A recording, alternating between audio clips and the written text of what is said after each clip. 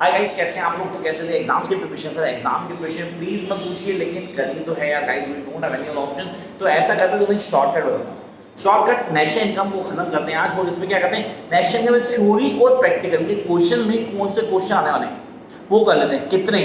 Hardly 10 question, maximum 10 question, जिनको deal करते हैं उसके बाद कुछ भी करने की जरूरत नहीं। इन 10 क्वेश्चन घोट के भी जाना यार, पेपर में कंफर्म आने वाले हैं। तो शुरू करते हैं, क्लास को ज़्यादा टाइम नहीं खराब करूँगा। अगर अभी चैनल को subscribe the channel, like the video, ताकि हम आगे कर पाएँ। शुरू करते हैं क्लास को। तो पहला क्वेश्चन लिखना शुरू करो यार, टाइम नहीं है, फिर आप बाद में कुछ भी कहते रहोगे। तो first question, discuss briefly the circular flow. I repeat, discuss briefly the circular flow of the income. Sir circular flow of the income in two sector economy. I repeat, two sector economy. Sir two sector कौन से होते हैं? Sir एक segment household, एक firms, और sir उसके बाद to sector में कौन सा आ गया? सर बैंक्स तो होते हैं, फाइनेंशियल इंस्टीट्यूट तो है हमारे पास। तो टू सेक्टर की बात की, discuss briefly the circular flow of the income in two sector economy with the help of suitable diagram. तो गाइस डायग्राम देना बोलना, उसमें रिलेशन मतलब वहां से क्या आ रहा है, यहाँ से क्या जा रहा है, फैक्टर इनकम क्या है, फैक्टर पेमेंट क्या है, पूरा एक्सप्लेन करना है आपको डिटेल में। और ये क्वेश्चन एक्सपेक्टेड है इस बार। तो पहला क्वेश्चन हो गया आपको, discuss briefly the circular flow of income with the help of two sector with the help of diagram. First question complete. Come to the second question, जंप करते हैं सेकंड क्वेश्चन के। Discuss economic. अब आपने कहा इकोनॉमी की GDP, define GDP. Normal question आता है डिफाइन जीडीपी। ये जीडीपी को घोट के बीच आया। डिफाइन जीडीपी ये टर्म आपको अच्छे से क्लियर होना चाहिए ताकि आप समझ पाओ। तो शॉर्ट क्वेश्चन में आ गया define GDP. Major question, difference between national income. Guys ये क्वेश्चन घोट लो, ये पेपर में आने के एक्सपेक्टेड हैं। कहता है डिस्कस बिटवीन और differentiate between national income at current prices and national income at constant prices.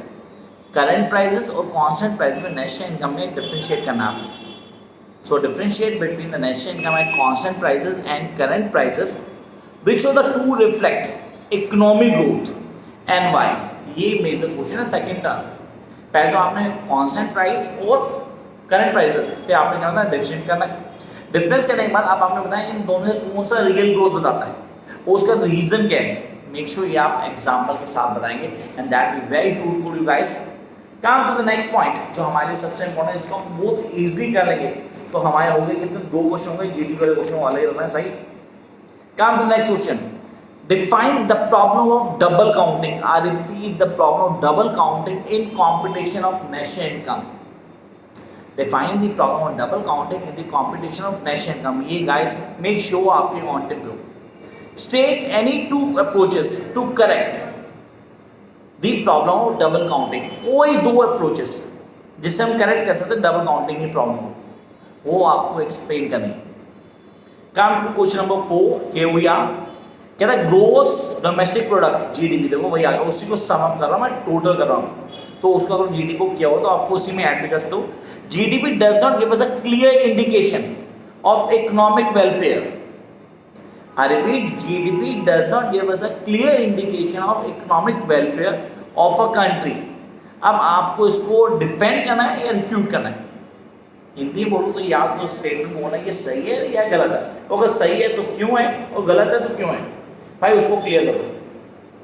तो पहला पॉइंट आ गया दिमाग में, आ गया भाई ये क्या है, उसके कॉन्सेप्ट क्या होते हैं और कैसे डील कर पाएंगे। तो आई होप ये आपको क्लियर हो गया होगा। Now move to the next question and the next question we are having is numerical.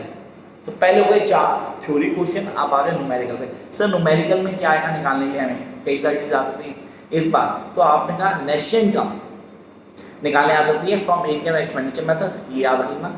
दूसरा टॉपिक न्यूमेरिकल का एक ही क्वेश्चन है कि प्रैक्टिस करनी है आपको। इसमें आपको नेशनल इनकम जीडीपी निकालने आ सकती है, एनएलपी एडएफसी निकालना आ सकता है। Then can we have the missing values. Yes sir, missing values निकालनी आ सकती है। याद रखना इस क्वेश्चन को, स्टार दे दो। न्यूमेरिकल के हेड में मिसिंग वैल्यूज आ सकती है। सर किसकी आ सकती है? सर हो सकता है आपको ऑपरेटिंग सरप्लस मिसिंग हो सकता है आपका प्राइवेट फाइनल कंजम्पशन मिसिंग हो सकता है आपका नेट एक्सपोर्ट मिसिंग हो।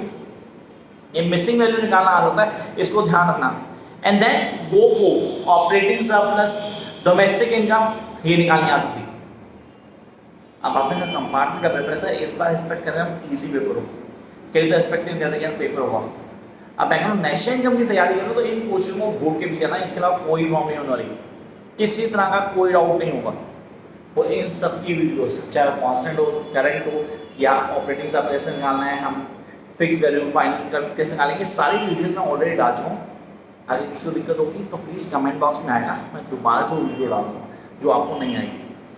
कम टू द नेक्स्ट पॉइंट। तो क्वेश्चन नंबर 5 चला गया हमारा न्यूमेरिकल्स के लिए, और हम जंप करते हैं अगले पॉइंट पे जो इम्पोर्टेंट है हमारे लिए। क्वेश्चन गिनने में कितने 5 बोले थे मैंने, न्यूमेरिकल को एक ही हेड में दिया मैंने। अब आपको आता है इस बार का मोस्ट एक्सपेक्टेड क्वेश्चन जो हम लोग प्रिपरेशन नहीं करें। आपको आ सकता है short note on the following value addition. What does mean by that value addition on the following. Number 2 growth domestic product, flow variables, stock भी आ सकता है, flow variable, income from property and entrepreneurship, ये क्या होता है इनको explain करना है। Then we have again the following numericals जो एक्सपेक्टेड है हमारे पास के न्यूमेरिकल्स आ सकते हैं, वो हमने पेपर के लिए करने भी बहुत अच्छे से। तो क्वेश्चन हो गए हमारे ऑलमोस्ट 6 और 7। जंप करते हैं नेक्स्ट पार्ट पे, हियर वी आर। तो यहाँ पे आते हैं नेक्स्ट पॉइंट पे, ये क्वेश्चन प्लीज लिख लेंगे बच्चों ने इस क्वेश्चन में काम ही नहीं किया। कहता है government income expenditure to popularize yoga among the masses. अब ऐसा क्वेश्चन आ सकता है, इसको हम बिजनेस स्टडीज में नॉर्मली देखते थे, यहाँ पे हम कहते हैं सर ये कहते हैं वर्ड प्रॉब्लम। कहता है गवर्नमेंट इनकर्स, कहता है expenditure on popular yoga on the masses, analyze the impact of gross domestic product and the welfare of the people. तो इसका क्या इम्पैक्ट होगा उसको एक्सप्लेन करना आप।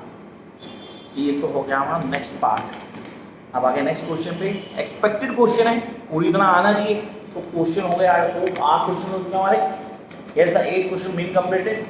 Now jump to the last 2। Sir last 2 question करने, 10 क्वेश्चन कहते हैं, मैंने उससे ज़्यादा नहीं करूँगा यार, सिर्फ 10 क्वेश्चन ही होने चाहिए। मैं सिलेक्ट कर रखे हैं 10 ही क्वेश्चन आपके लिए। क्वेश्चन नंबर 9 प्लीज लिख लो अच्छे से। कहता है define net factor income from abroad. I repeat, define net factor income from abroad, how is it different from net exports.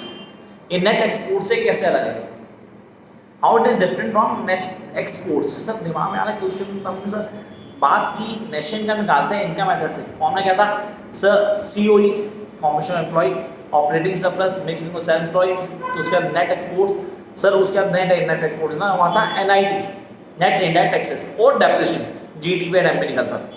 यही GDP एंड MP हम जब निकालते हैं किससे, एक्सपेंडिचर मेथड से, तो फॉर्मूला होता था government fine expenditure, private fine expenditure, gross fix capital formation, net exports and change in stock.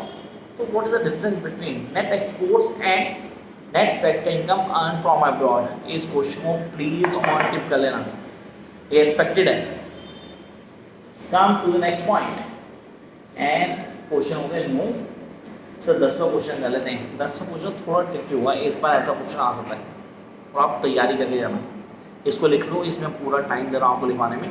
कह रहा will the following factor income including in domestic factor income of India और not, give reason. मैं दोबारा से question बोलता हूँ, इसको on टिप कर देना। कहता है will the following factors income be included in domestic factor income of India और not, give reasons. The first one, compensation of employee in the residence of Japan working in Indian embassy in Japan. Sir, compensation of employees to the residents of Japan working in Indian embassies in Japan. जो Indian embassy में काम करेंगे Japan में, क्या इसको उनकी national income में add करेंगे या नहीं करेंगे। ये दिमाग में क्वेश्चन आता है, बार बार आता है, तो कैसे क्लियर करेंगे। Come to the second point, कहता है profits earn by a branch of foreign bank in India.